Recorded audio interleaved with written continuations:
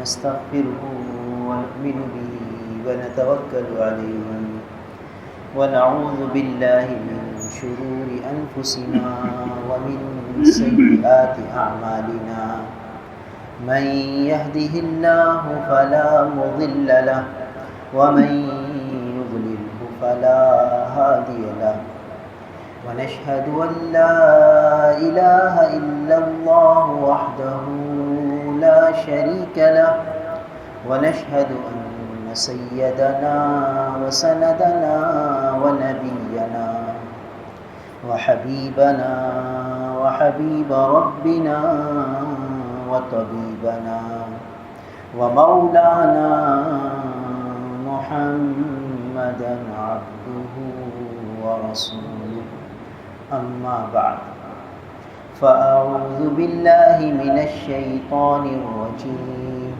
بسم الله الرحمن الرحيم يسألونك ماذا أحل لهم قل أحل لكم الطيبات وما علمتم من الجوارح مكلبين تعلمونهن مما علمكم الله فكلوا مما أمسكنا عليكم واذكروا اسم الله عليه واتقوا الله إن الله سريع الحساب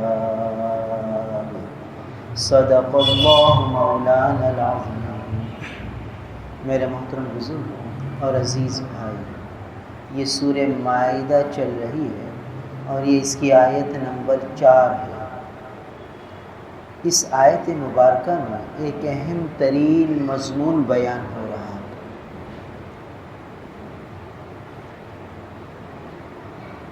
حضرت صحابہ کرام رضوان اللہ تعالی علیہم اجمعین نے اللہ کے رسول صلی اللہ علیہ وسلم سے دریافت فرمایا کہ ان کے لیے کیا کیا چیزیں شریعت نے حلال کی ہیں،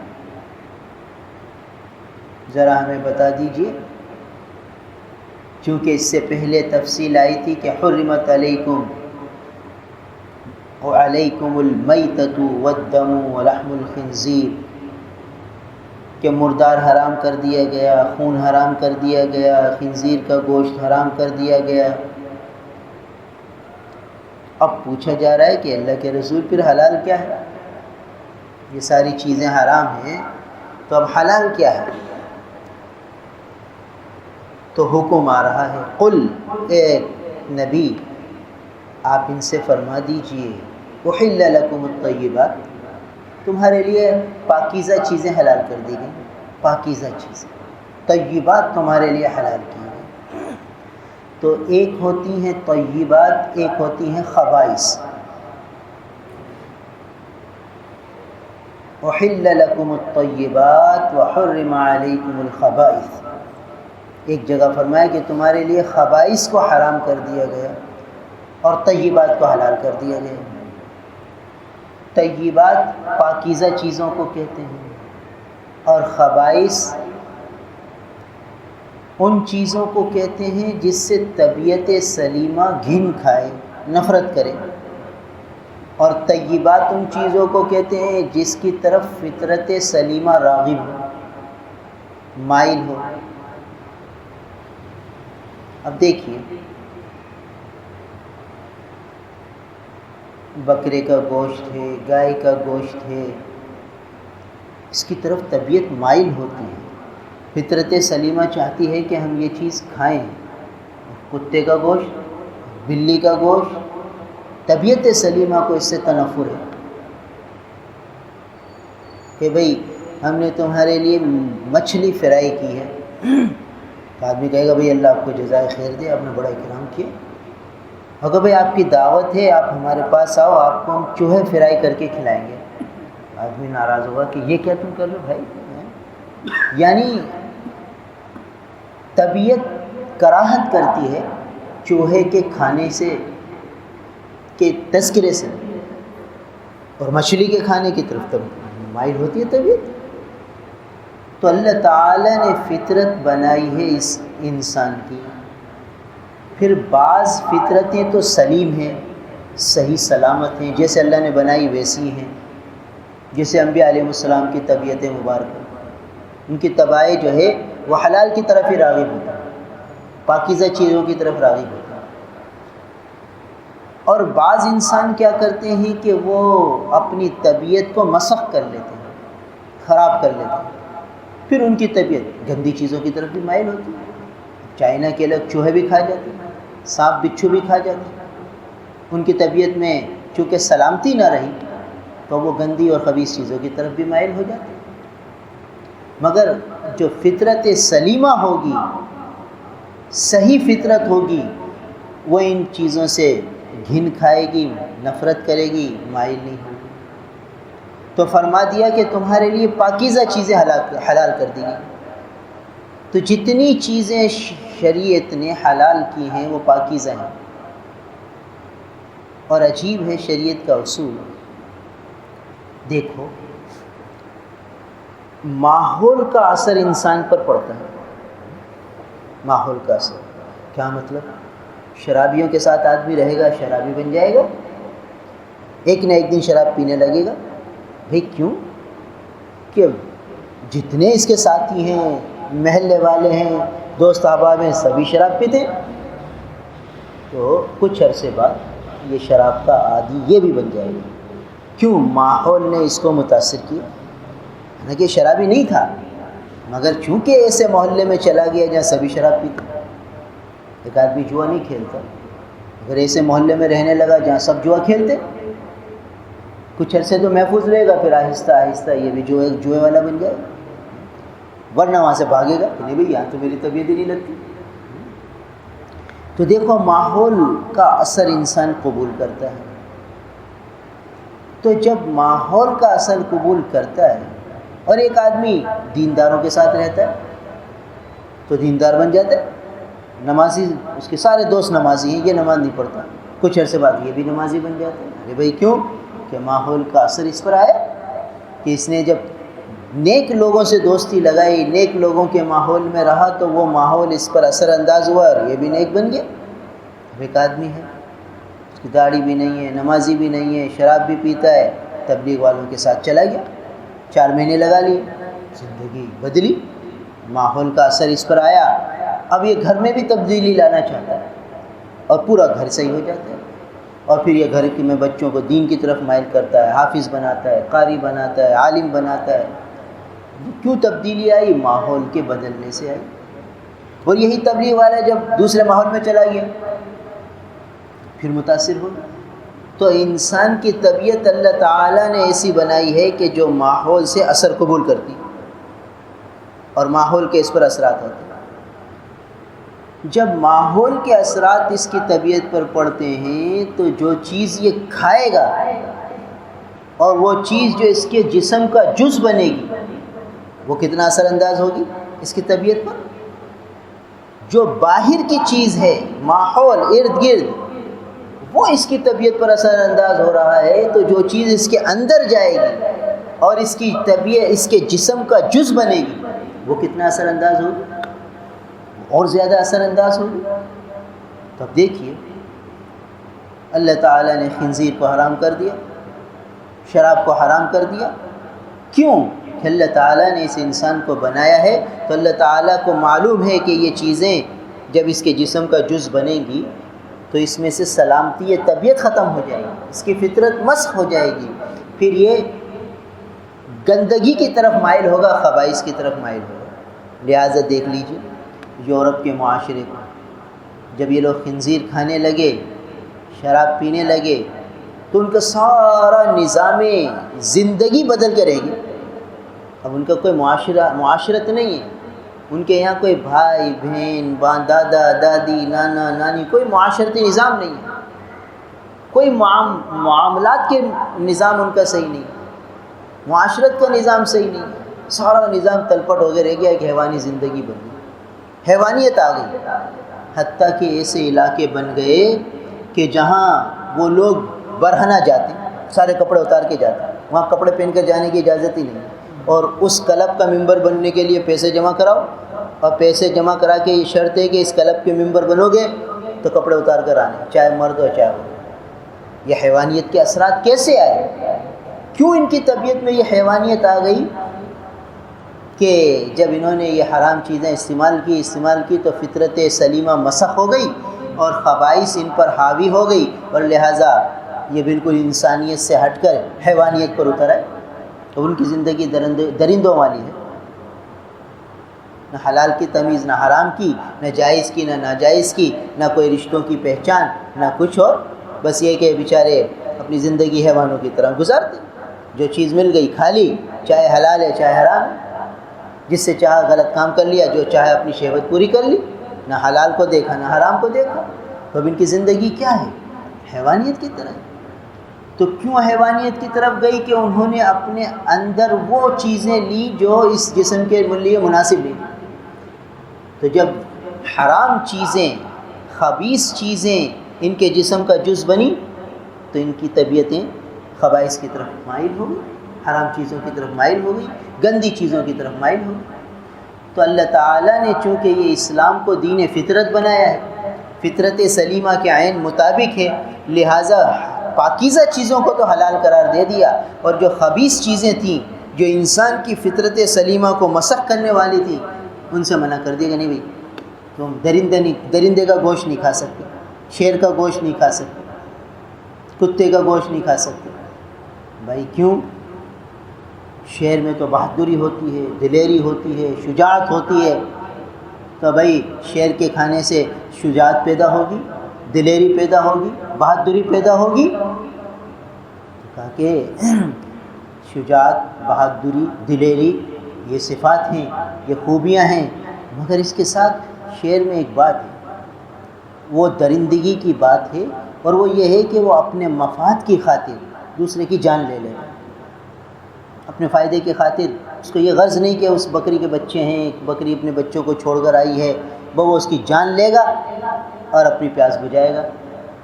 یہ ہے درندگی، کہ اپنے فائدے کی خاطر دوسرے کی جان لے لیں۔ تو اگر ہم شیر کا گوشت کھائیں گے تو یہ درندگی ہمارے اندر آئے گی کہ اپنے فائدے کی خاطر دوسرے کو نقصان پہنچا، دوسرے کی جان لے لیں۔ بکری میں یہ چیز نہیں، بکری اپنا فائدہ نہیں بلکہ دوسرے کے فائدے کی خاطر اپنی جان دے دیتی، انسانوں کے لیے دودھ دیتی، انسانوں کے لیے اپنے آپ کی جان، اپنی جان دے دیتی ہے۔ گائے کا یہ حال ہے، جتنے حلال جانور ہیں ان کی یہی فطرت ہے کہ وہ دوسروں پر زیادتی نہیں کرتے، اپنے فائدے اور اپنے مفاد کی خاطر کسی کی جان نہیں لیتے۔ دیکھ لیجئے جتنے حلال جانور ہیں، ہرن حلال ہے، جنگلی جانور ہے، مگر ہرن اپنے فائدے کے لیے دوسرے کی جان نہیں لے گا۔ مگر بھیڑیا ہے، وہ دوسرے کی جان لے لے گا۔ جتنے درندے ہیں وہ دوسرے کی جان لیں گے اپنے فائدے کے لیے، مگر جتنے حلال جانور ہیں وہ کبھی بھی اپنے مفاد کی خاطر دوسرے جانور کی جان نہیں لیں گے۔ اپنے حفاظت میں تو ماریں گے دوسرے کو، مگر اپنے فائدے کے لیے کسی کی جان نہیں لیں گے۔ معلوم ہوا کہ ان کے اندر دوسرے کی کو فائدہ پہنچانے کا جذبہ ہے، دوسرے کو نقصان پہنچانے کا جذبہ نہیں رکھا اللہ نے۔ تو جب یہ جانور انسان کھائے گا تو اس کے اندر دوسرے کو نفع پہنچانے کے جذبے تو آئیں گے، دوسرے کو نقصان پہنچانے کے جذبے نہیں آئیں گے۔ اور حرام جانور کھائے گا تو پھر دوسرے اپنا مفاد غالب ہو جائے گا۔ تو آج چونکہ حلال اور حرام کی تمیز نہیں رہی، اللہ معاف فرمائے مسلمانوں میں بھی نہیں، یہ رشوت کو شریعت نے حرام قرار دیا، سود کو حرام قرار دے دیا، کسی کے مال کو اس کی دل کی رضامندی کے بغیر کھانے کو حرام قرار دے دیا۔ لا یحل مال امرئ مسلم الا بطیب نفس، جب تک طیب نفس نہ ہو، اس کی خوشی نہ ہو، اس کا مال نہیں کھا سکتے۔ مگر مسلمانوں نے ان چیزوں کو چھوڑ دیا، تو اب مسلمان ہے مگر وہ درندہ ہے، مسلمان ہے، ڈاکٹر ہے، بڑا سرجن ہے، مگر ایک انسان تڑپ رہا ہے، وہ کہتا ہے 1.5 لاکھ روپے رکھو تو میں کام کروں گا، ورنہ تڑپتا رہے مجھے کیا، اس کی جان جائے۔ کیوں؟ اس میں یہ حیوانیت کیسے آ گئی کہ جہاں سے اس نے علم حاصل کیا، جہاں سے اس نے پڑھا بڑھا، وہاں اس نے ان چیزوں کی طرف دھیان ہی نہیں دیا، جو آیا کھایا، جو آیا پیا، ایسوں کے ساتھ ہی رہا جن کی یہ طبیعتیں تھیں کہ بھئی کمانا ہے تو بھئی تمہیں آنکھیں پھیرنی پڑیں گی، آنکھیں سر سامنے رکھنی پڑیں گی، پھر تو کما سکو گے، ورنہ تو نہیں کما سکو گے۔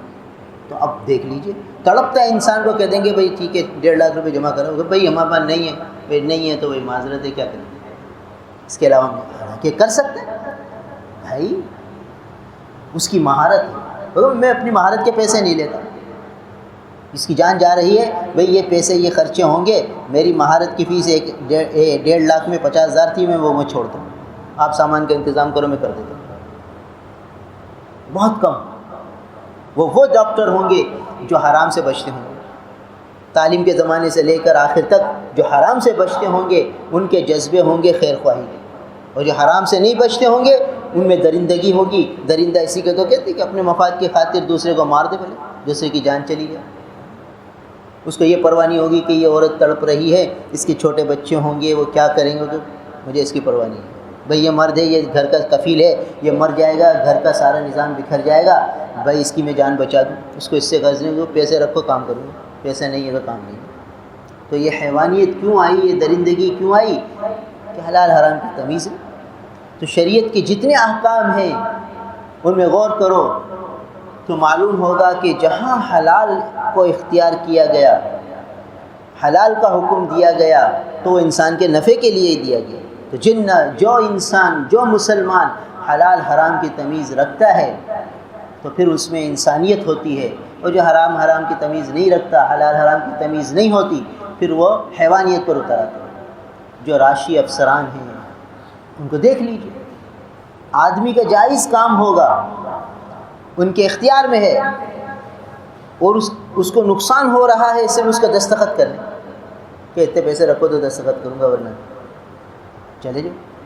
بھائی تمہاری ذمہ داری ہے، تم تنخواہ اسی چیز کی لے رہے ہو، حکومت تمہیں تنخواہ اس چیز کی دے رہی ہے، کام اس کا بالکل صحیح ہے، تمہیں صرف دستخط کرنے کہتے ٹھیک ہے بعد میں آنا۔ یہ اس کی طبیعت کیوں بنی کہ اس نے رشوت کو کھانا شروع کر دیا جو حرام تھا، تو حرام نے اس کے اندر ایسا اثر کیا کہ اس کے اندر سے انسانیت نکل گئی، حیوانیت آ گئی۔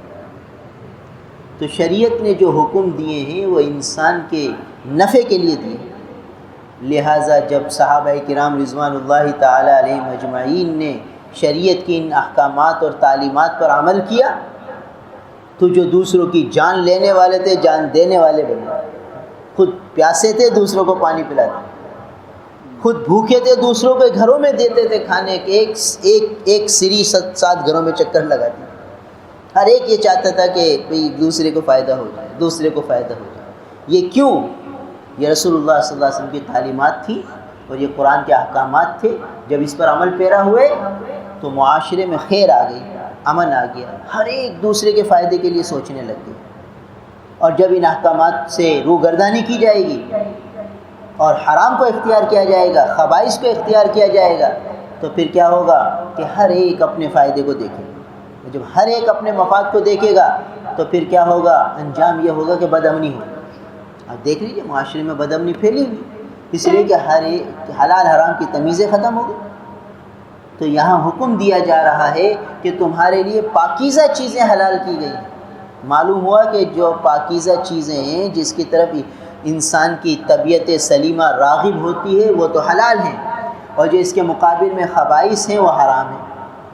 تو ہمیشہ حلال کو اختیار کرنا ہے۔ دیکھیے آج سے 40 سال پہلے، 50 سال پہلے کے معاشرے کو دیکھو، غریب سے غریب بھی حلال کماتا تھا تو اس کے بچے باپ کے سامنے باادب ہوتے تھے، باپ کے سامنے ان کی آواز نہیں نکلتی، وہ حلال کے اثرات تھے کہ وہ باپ تھوڑا کماتا تھا، حلال کماتا تھا تو اولاد اس کی فرما بردار ہوتی تھی۔ اور آج دیکھ لیجئے ایک پولیس آفیسر آیا، دارالفتہ میں مختلف قسم کے لوگ آتے، کہنے لگا کہ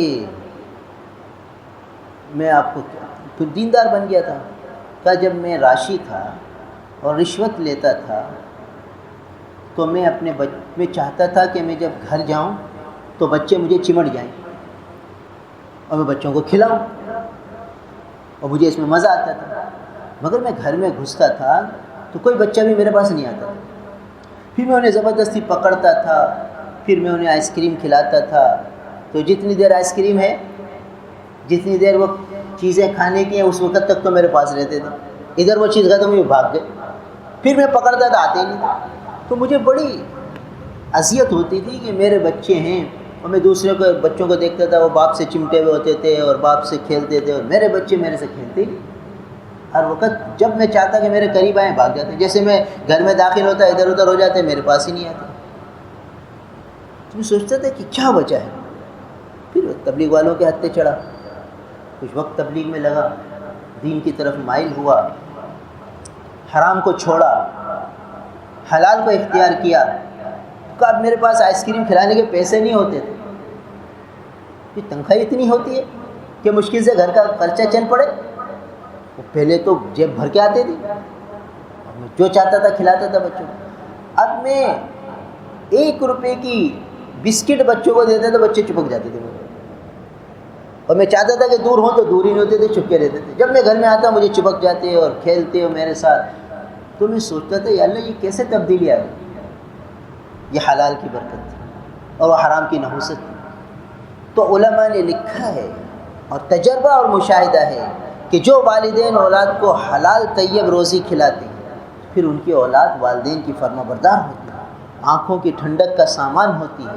اور جو حلال حرام کی تمیز کیے بغیر چلاتے ہیں اولاد کو، نہ اولاد کو تربیت دیتے ہیں، اولاد ادھر ادھر منہ مارتی رہتی ہے، تو پھر وہ نافرمان ہوتے ہیں۔ ایسے ایسے لوگ آتے ہیں کہ روتے ہیں اور ان کی اولاد کہتے ہیں ہمیں ہمارا حق چاہیے، ورنہ شور کرتے ہیں اور ادھم مچاتے ہیں گھر میں، اور کہتے ہیں اس کو قتل کر دیں گے اور اس کو قتل کر دیں گے، ماں باپ کو بلیک میل کرتے ہیں۔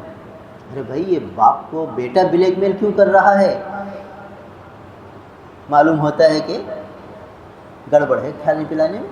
اگر حلال کھلاتا تو آج بیٹا گردن جھکا کے رکھتا۔ تو اثرات ہیں، جب ماحول کے اثرات ہیں تو کھانے پینے کی چیزوں کے اثرات بہت زیادہ پڑتے ہیں انسان کی طبیعت پر۔ اس لیے آدمی ہمیشہ چوکنا رہے، ایسا نہ ہو کہ کوئی حرام چیز کھانے میں آ جائے۔ ایک بزرگ فرماتے ہیں کہ ایک لقمہ میں مشتبہ مال کا کھا گیا، ایک لقمہ، تو 40 دن تک تہجد سے محروم ہو گیا۔ 40 دن تک تہجد کی نماز ملی ہوئی، وہ آنکھ ہی نہیں کھلتی تھی۔ میں سوچا یا اللہ یہ کیا ہو گیا، تہجد میں آنکھ نہیں کھل رہی۔ پھر اللہ تعالیٰ نے دل میں القا فرمایا کہ وہ فلاں دن وہ جو وہاں ایک لقمہ کھا گیا تھا وہ مشتبہ تھا، احساس ہی نہیں تمہیں، خیال ہی نہیں کیا تم نے۔ تو مشتبہ لقمہ ایک کھا گئے تو 40 دن کی تہجد سے محرومی ہو رہی ہے، تو جو دھما دم حرام برسری حرام کھا رہے ہیں تو کیسے اعمال صالحہ کی طرف راغب ہوں گے، کیسے ان کی طبیعت یہ اعمال کی طرف راغب ہوگی؟ تو جب اعمال میں سستی ہونے لگے تو آدمی سوچے کہ ضرور کچھ گڑبڑ ہے کھانے پینے میں۔ اب غور کریں کس دوست کے پاس کھایا، کہاں کھایا، حد الامکان کھانے پینے میں احتیاط کریں۔ دیکھو بہت سی جگہ آدمی سمجھتا ہے کہ یہ میرے لیے حلال ہے، اپنی خوشی سے کھلا رہا ہے، وہ خوشی سے نہیں کھلا رہا ہوتا، وہ مجبوری میں کھلا رہا ہوتا ہے، اور ہم سمجھ جائے خوشی سے کھلا رہا ہے۔ اب دیکھیے یہ جو لڑکی والوں کا کھانا ہے، وہ بارات میں جا کر جو کھاتے ہیں باراتی، وہ کیا ہے؟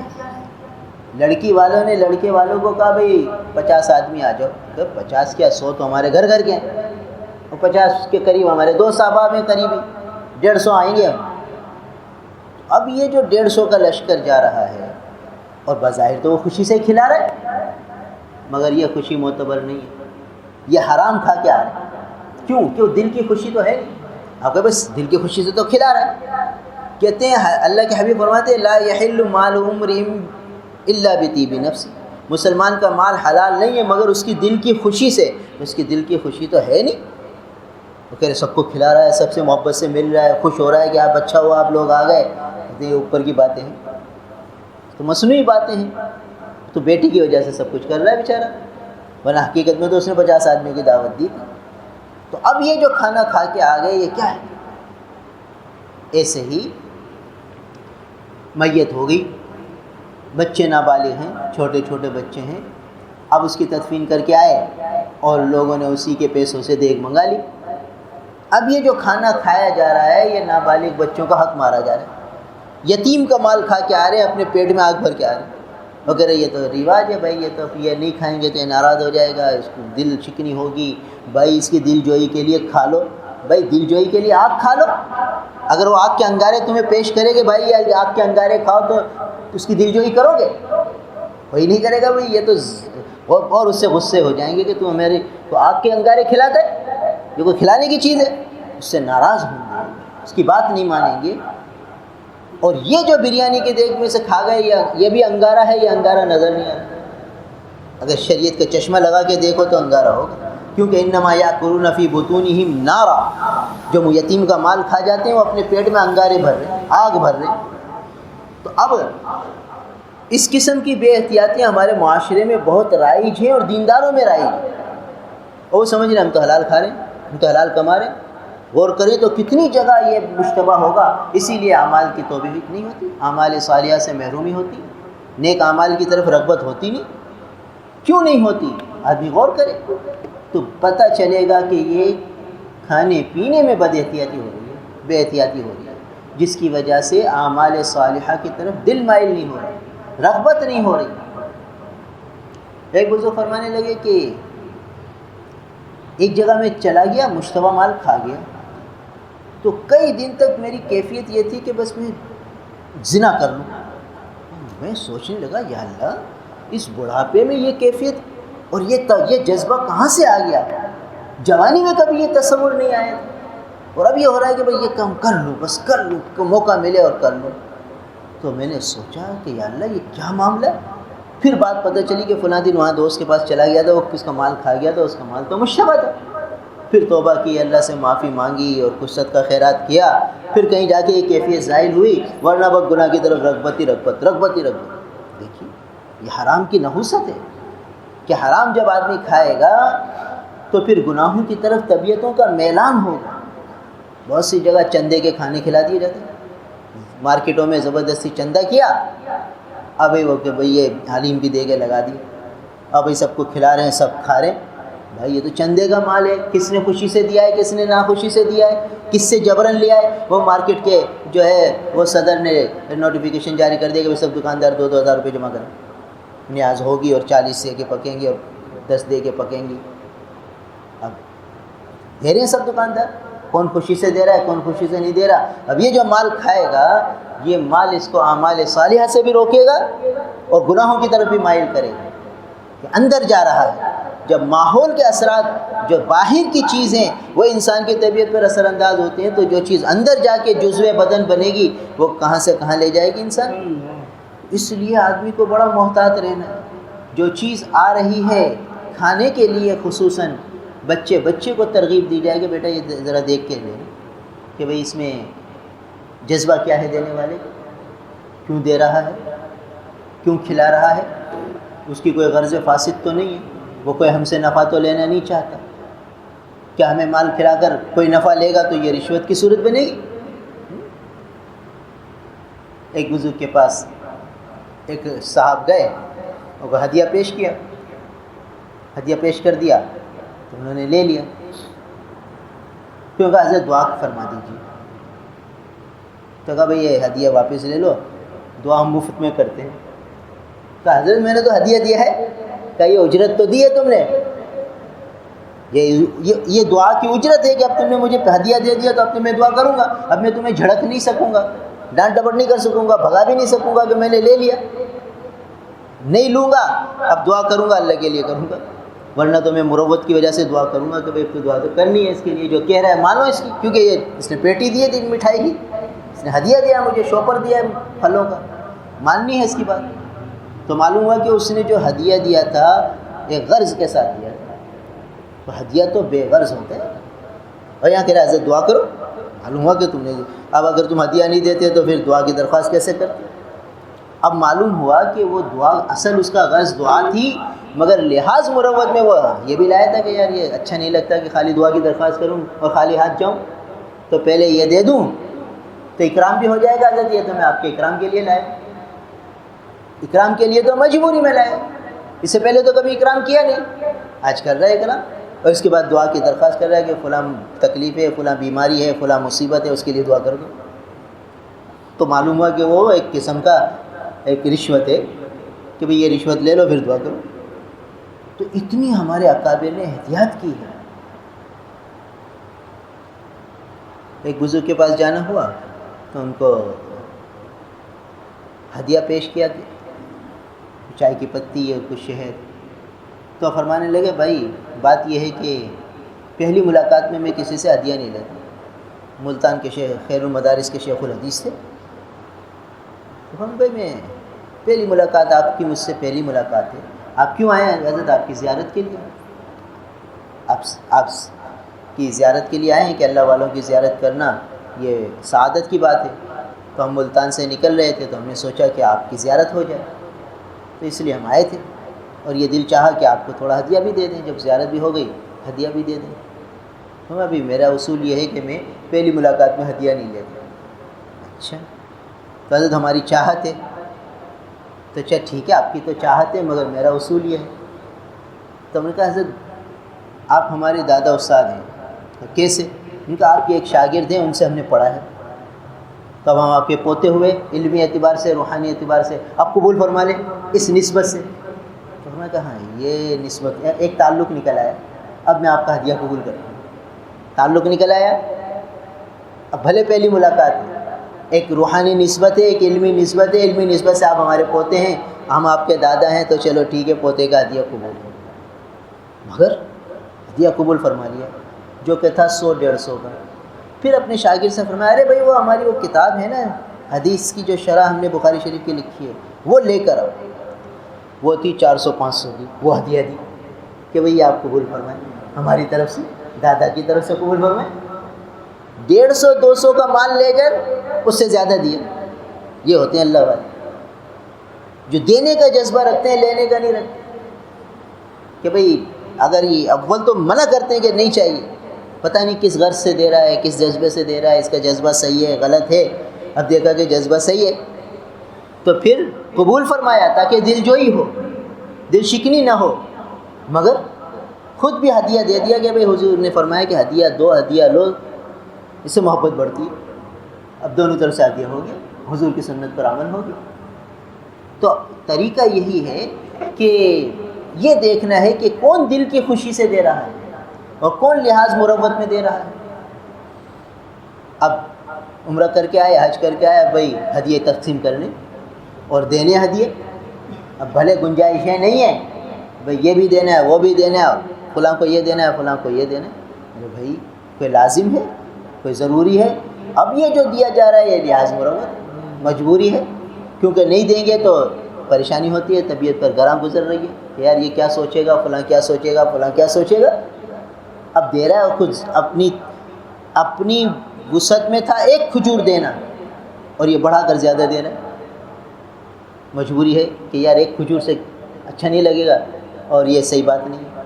تو یہ جتنے معاملات ہیں لین دین کے, آدمی غور کرے کہ جو مجھے کچھ دے رہا ہے اس کی غرض کیا ہے, اور خوشی سے دے رہا ہے یا دل کی ناگواری سے دے رہا ہے, لحاظ مروت مجبوری میں دے رہا ہے, کیوں دے رہا ہے.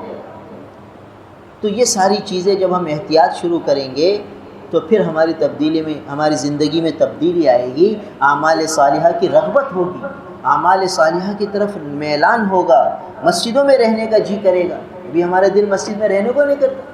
کیوں نہیں کرتا؟ اللہ کا گھر ہے, ہم اللہ کے بندے ہیں, تو اللہ کے بندے کو اللہ کے گھر میں سکون ملنا چاہیے. کہ جائے گی یہاں سے فرض پڑے اور نکلے, جی نہ کرے نکلنے کا, ایسی کیفیت ہونی چاہیے. تو وہ کب بنے گی؟ جب ہم حلال کا اہتمام کریں گے. تو آج ہمارے یہاں حلال کا اہتمام بہت کم ہو گیا. جماعت گئی مسجد میں, ارے بھئی اس کو طے کر دیا. بعض فعال مسجدیں ہوتی ہیں تو وہی ناشتہ تمہاری طرف سے ہے, بھائی دوپہر کی روٹی تمہاری طرف سے ہے, شام کا کھانا تمہاری طرف سے. اب وہ صاحب دعوت مجبور ہو گیا کہ بھئی امیر صاحب نے طے کر دیا, کیا اس کا دل خوش ہے؟ نہیں ہے. اور جماعت والے بھی کھا گئے. جب وہ کھا گئے ایسا مال, تو اب اعمال میں تاثیر کیسے ہوئی, دعوت میں جان کیسے پیدا ہوئی. ہماری تشکیل ایک جگہ ہوئی, اب وہ بینک کا آفیسر تھا, اس نے دعوت کر دی. اب ہم نے امیر صاحب کو کہا بھائی اس کی تو دعوت قبول کرنا بڑا مسئلہ ہے. امیر صاحب نے کہا بھائی کیا کریں یہ, اور مقامی ساتھیوں نے کہا کہ بھئی یہ آدمی جو ہے پہلی دفعہ آیا ہے, قریب ہوا ہے جماعت کے, بینک کا آفیسر ہے, اگر آپ اس کی دعوت رد کرو گے تو یہ ہم میں سے کٹ جائے گا. تبلیغ کا کام ایسا ہے کہ سب کو جوڑنا ہے, ہر شعبے میں جو بھی ہے اس کو لینا ہے, ضروری ہے. اب تبلیغ والوں کا اصول یہ کہ کسی کو کھا کے قریب کرو، کسی کا کھا کے قریب کرو، کھلا کے قریب کرو، کھا کے قریب کرو، مگر قریب کرنا ہے۔ اب اگر تم لوگوں نے اس کی دعوت رد کر دی تو ہم سے کٹ جائے گا۔ ہم نے کہا کہ اگر ہم نے اس کی دعوت قبول کر لی تو ہم اللہ سے کٹ جائیں گے تو اب ہم کیا کریں؟ کبھی اتنی سختی نہیں ہوتی، تبلیغ کے اصول میں کچھ رعایت ہوتی ہے۔ تو ہم نے امیر صاحب کو کہا دیکھ لو تمہاری مرضی ہے، اور ساری جماعت متفکر، سب نے دعائیں شروع کر دی کہ اللہ اس کا دل بھی نہ ٹوٹے، تبلیغ کا اصول بھی نہ ٹوٹے، اور اے اللہ اس سے مشتبہ مال سے ہماری حفاظت بھی ہو جائے۔ اچھا جناب، کیا ہوا؟ اتفاق سے شب برات کا روزہ بھی تھا اگلے دن، اور اس کی دعوت سحری میں تھی۔ مگر سحری اس کی مال سے کریں گے تو پتہ نہیں کیا ہوگا۔ اب جو ہے سب دعاؤں میں لگ گئے۔ جب آدمی دعا کرتا ہے اللہ تعالیٰ کی مدد آتی ہے۔ اب دیکھیے سارے ساتھیوں کا جذبہ یہ تھا کہ ہم بچ جائیں، یہ جذبہ نہیں تھا کہ کھا لیں، کوئی موڑ مل جائے، کوئی رعایت مل جائے، یہ نہیں تھا جذبہ، یہ تھا بچ جائے، اور سب دعاؤں میں لگے۔ اچھا جناب، خدا کی شان، شام کے وقت ہمارے کوئی ساتھی حیدرآباد سے نصرت پر آئے جماعت کی، تو ہمیں ایک عنوان مل گیا۔ ہم نے مقامی ساتھی کو کہا کہ بھئی دیکھو کچھ یہ ساتھی ہمارے لیے کچھ اکرام لائے ہیں، اب اگر ہم ان کا اکرام رکھ لیتے ہیں تو ہمارے پاس فریج تو ہے نہیں، ضائع ہو جائے گا، اور یہ صاحب دعوت ہے تو اس کا گھر ہے، تو ہم اس کو اطلاع کر دو کہ بھئی اب یہ دعوت نہ کریں۔ اور اگلے دن ہماری آگے تشکیل تھی، تو اس کو کہہ دو بھئی سحری ہے، اور سحری کا دوپہر سارے روزے کا ہوگا سب کا، تو پھر ہم کہاں سنبھال کے رکھیں گے، گرمی کا زمانہ ہے، مال ضائع بھی ہوگا، تو آپ اس کو اطلاع کر دو۔ دو ساتھی انہوں نے کہا تم جا کے اطلاع کرو۔ دو ساتھی اس آفیسر کے گھر گئے، دروازہ بجایا، کہا بھئی بات یہ ہے کہ ہمارے ساتھی حیدرآباد سے آئیں اور کچھ اکرام کا سامان لائے، تو اب مہربانی کرو اور آپ گھر والوں کو کہہ دو کہ پکائیں نہیں، سحری میں ابھی دیر ہے۔ کہا اچھا ہوا آپ نے پہلے اطلاع کر دی، ہم تیاری میں لگ رہے تھے، اللہ آپ کو جزائے خیر دے۔ ٹھیک ہے، بہت اچھا ہے، میں پھر کل دیکھ لوں گا۔ ہم نے کہا ٹھیک ہے، بعد میں دیکھ لوں گا۔ اب اس کو تو منع کر دیا۔ اور خدا کی ذات اسلام آباد میں ہماری تشکیل تھی، اور اسلام آباد میں رات کو سناٹا ہو جاتا ہے، وہ کوئی ہوٹل بھی کھلا ہوا نہیں، اور وہ حیدرآباد والے جو لائے تھے وہ تو تھوڑا سا لائے تھے، پوری جماعت کو سحری کرنی تھی اور دعوت کو ہم نے رد کر دیا تھا۔ اب سحری کا کیا کریں؟ اب کوئی انتظام بظاہر کچھ نہیں تھا۔ ہم نے کہا بھئی ٹھیک ہے، کبھی بغیر سحری کا بھی روزہ ہو جائے، کیا حرج ہے، اللہ کے راستے میں ہے۔ اب دیکھیے اللہ تعالیٰ پھر کیا مدد کے فرماتے ہیں۔ جو مسجد کا امیر تھا مقامی، وہ بڑا آفیسر تھا، وہ بھی آفیسروں کی کالونی تھی، وہ صحیح شعبے میں تھا، وابڈا کا تھا۔ تو سحری کے وقت وہ کلیجی پکا کے لیا ہے، کہا بھئی ہم نے سوچا کہ آپ نے دعوت تو رد کر دی ہے، اب تمہارے پاس پتہ نہیں کیا انتظام ہوگا کہ نہیں ہوگا، تو ہم نے کلیجی پکائی تھی، تو گھر والوں نے کہا یہ جماعت والوں کو دی، اور ہم نے وہ سحری کلیجی سے کی، بھنی ہوئی کلیجی، وہ پوری جماعت نے سیر ہو کے کھائی۔ تو جب آدمی بچنے کی نیت کرتا ہے اللہ تعالیٰ اسباب بناتے ہیں، پھر اللہ تعالیٰ محروم نہیں فرماتے، غیبی خزانے سے دیتے۔ اور کوئی یہ چاہے کہ مجھے رعایت مل جائے، لچک مل جائے، سہولت مل جائے، تو بھئی وہ مشتبہ میں مبتلا ہوگا، مشتبہ میں مبتلا ہوگا تو پھر اعمال کی توفیق ہی چھن جائے گی۔ اس مسجد کے امام صاحب اب بھی کبھی رابطہ ہوتا ہے، اس بات کو 25 سال ہو گئے، اس تشکیل کو 25 سال ہو گئے، ابھی بھی رابطہ ہوتا ہے، تو کہتے ہیں تمہاری جماعت کو میں آج تک بھولا نہیں تمہاری جماعت مجھے ابھی تک یاد ہے۔ اور اس مسجد کے امام صاحب کا تقویٰ یہ تھا کہ وہ کہتے تھے کہ مشتبہ مال میں تو کھاتا ہی نہیں، میں اپنی مرغیوں کو بھی نہیں کھلاتا، مرغیوں کو بھی مشتبہ مال نہیں کھلاتا، یعنی اتنی احتیاط کہ میرے پاس، میں تو امام ہوں، مختلف گھروں سے آتے ہیں کھانے، تو جہاں مشتبہ مال ہوتا ہے نہ میں اپنی بکری کو ڈالتا ہوں نہ اپنی مرغیوں کو ڈالتا ہوں، اتنا احتیاط کرنے والے تھے۔ تو اس حرام کے اثرات طبیعتوں پہ پڑتے ہیں، تو اگر آدمی یہ چاہے کہ میں نیکی کی طرف مائل ہو جاؤں اور میرا دل نیکی کی طرف لگ جائے، تو بھائی کھانے پینے میں احتیاط، ہمیشہ احتیاط کرے گا، اور کمانے میں احتیاط کہ کمانے میں ایسا نہ ہو کہ کوئی ایسا سودا ہو جائے جس میں حرمت آ جائے، حرام ہو، اور وہ ہم تو سمجھ رہے ہیں ہمارا تو کام کاروبار جائز ہے، اور اس میں سودے ایسے ہو جائیں جو ناجائز ہوں، شریعت کے خلاف ہوں۔ تو اس لیے تجارت کے اصول بھی سیکھنے ہیں، ملازمت کے اصول بھی سیکھنے ہیں، ایسا نہ ہو کہ مشتبہ مال ہم کھا لیں اور پھر اس کے اثرات ہماری پر بھی پڑے، ہماری اولادوں پہ بھی پڑے۔ تو بہرحال یہاں فرمایا کہ یسألونک ماذا احل لہم، یہ آپ سے پوچھتے ہیں اے نبی جی کہ ان کے لیے کیا حلال کیا گیا ہے، کیا کیا چیزیں ان کے لیے حلال کر دی ہیں شریعت نے، اللہ تعالیٰ نے۔ قل اے نبی جی ان سے کہہ دیجئے احل لکم الطیبات، تمہارے لیے پاکیزہ چیزیں حلال ہیں، جس کی طرف فطرت سلیمہ راغب ہوتی ہے وہ سب چیزیں تمہارے لیے حلال ہیں، وہ تم کھاؤ، چاہے وہ زمینی پیداوار ہو، چاہے وہ جانور ہوں، حلال جانور ہوں، ان کو شرعی طریقے سے ذبح کر کے ان کے گوشت سے نفع ہوتا۔ اور عجیب بات علماء نے لکھی ہے کہ دیکھو جتنی زمینی پیداوار ہیں اس کو تو بسم اللہ پڑھ کے کھا لو، اور بسم اللہ پڑھنا مستحب ہے، مگر جب جانور کو ذبح کرو تو بسم اللہ پڑھنا واجب ہے۔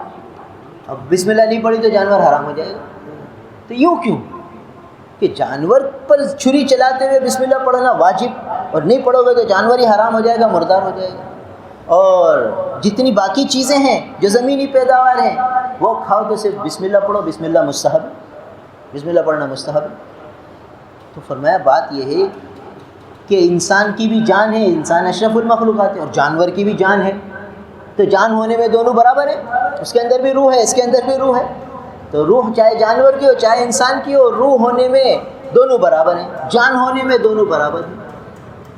تو اب یہ اشرف المخلوقات اس جانور کی روح لے رہا ہے، اس کی جان ختم کر رہا ہے، تو چونکہ اللہ نے حلال کیا ہے تو جس اللہ نے حلال کیا اس کا نام لینا اس وقت واجب کر دیا کہ جان کے بدلے جی تم اللہ کا نام لو، تاکہ پتہ چلے کہ اس اللہ کے حکم سے تم اس کو ذبح کرو۔ اگر اس اللہ کو بھول گئے اور نام نہیں لیا پھر حرام ہو جائے گا، پھر جانور حلال نہیں ہے۔ بتاؤ، اب باقی جتنی چیزیں ہیں اس میں بسم اللہ پڑھ کے کھاؤ، مستحب ہے، ثواب ملے، مگر جانور کو ذبح کرتے ہوئے بسم اللہ پڑھنا واجب قرار دے دیا کہ جان لے رہے ہو تم اس کی، ورنہ تو تم جان، تمہاری بھی جان ہے، یہ جانور تمہاری جان لے لے پھر تم کیا کرو گے؟ مگر چونکہ تم اللہ کے حکم سے لے رہے ہو تو اللہ کا حکم یہ ہے کہ ہمارا نام لو، اور نہیں لوگے تو پھر حرام ہے، پھر یہ جانور نہیں کھا سکتے۔ تو بہرحال جانور کو حلال کرنے کے لیے بھی اللہ کا نام لینا ہے، اگر اللہ کا نام لیا تو وہ طیبات میں آ جائے گا، پاکیزہ ہو جائے گا، اور اگر اللہ کا نام نہ لیا تو خبائث بن جائے گا، حرام ہو جائے گا، مردار ہو جائے گا۔ اور دوسری چیز تو قل احل لکم الطیبات، کہہ دیجئے تمہارے لیے پاکیزہ چیزیں حلال کر دی گئی ہیں، وما علمتم من الجوارح، اور جو تم شکاری جانوروں کو سدھاتے ہو، تعلمونہن، جن کو تم تعلیم دیتے ہو، کس طرح تعلیم دیتے ہو؟ مما علمکم اللہ، جو اللہ نے تمہیں سکھایا ہے کہ شکاری کتے کو کس طرح شکار کی تعلیم دینی ہے، شکاری باز کو کس طرح شکار کی تعلیم دینی ہے، اور اس کو کس طرح شکار کے اوپر چھوڑنا ہے۔ جو شریعت نے تمہیں اصول دیے ہیں اس کے مطابق تم شکار پر یہ جانور بھیجتے ہو، پھر وہ جانور تمہارے لیے شکار کرتا ہے، فَكُلُوا مِمَّا أَمْسَكْنَا عَلَيْكُمْ، تو پھر وہ جانور بھی تمہارے لیے حلال ہے، اسے کھاؤ، وَاذْكُرُوا اسْمَ اللَّهِ عَلَيْهِ، اور جب تم جانور کو چھوڑو تو اللہ کا نام اس پر لے لو۔ اس میں شکار کے احکام بتائے جا رہے ہیں کہ اگر تم کسی جانور کے ذریعے شکار کرنا چاہو تو اس کے کیا اصول ہیں، کیا ضابطے ہیں، کیا قانون ہیں، تو وہ اصول، وہ ضابطے، وہ قانون اس آیت میں بتائے جا رہے ہیں۔ اس میں تھوڑی تفصیل ہے، انشاءاللہ اگلے ہفتے بات ہوگی۔ تو آگے فرمایا واتقوا اللہ، اللہ سے ڈرو۔ ساری باتوں کا خلاصہ ہے کہ اللہ کا ڈر آ جائے، اللہ کا ڈر آ جائے گا تو پھر سارے کام آسان ہو جائیں گے۔ جب اللہ کا ڈر نکل گیا تو پھر آدمی جو چاہے کرے، جتنے گناہوں میں مبتلا ہو۔ واتقوا اللہ ان اللہ سریع الحساب، اللہ تعالیٰ بہت جلد حساب لینے والا ہے، جلد پکڑ آ جائے گی، پھر کیا کرو گے؟ آگے نیا مضمون شروع ہو رہا ہے۔ اللہ تعالیٰ ہم سب کو الحمدللہ رب العالمین والعاقبۃ للمتقین والصلاة والسلام علی رسولہ محمد وآلہ واصحابہ اجمعین۔ اللہم انت السلام ومنک السلام تبارکت یا ذا الجلال والاکرام۔ نستغفر اللہ ونتوب الیک، نستغفر اللہ ونتوب الیک، نستغفر اللہ ونتوب الیک، لا الہ الا اللہ، نستغفر اللہ ونتوب الیک، نسألک الجنة جنة الفردوس ونعوذ بک من النار۔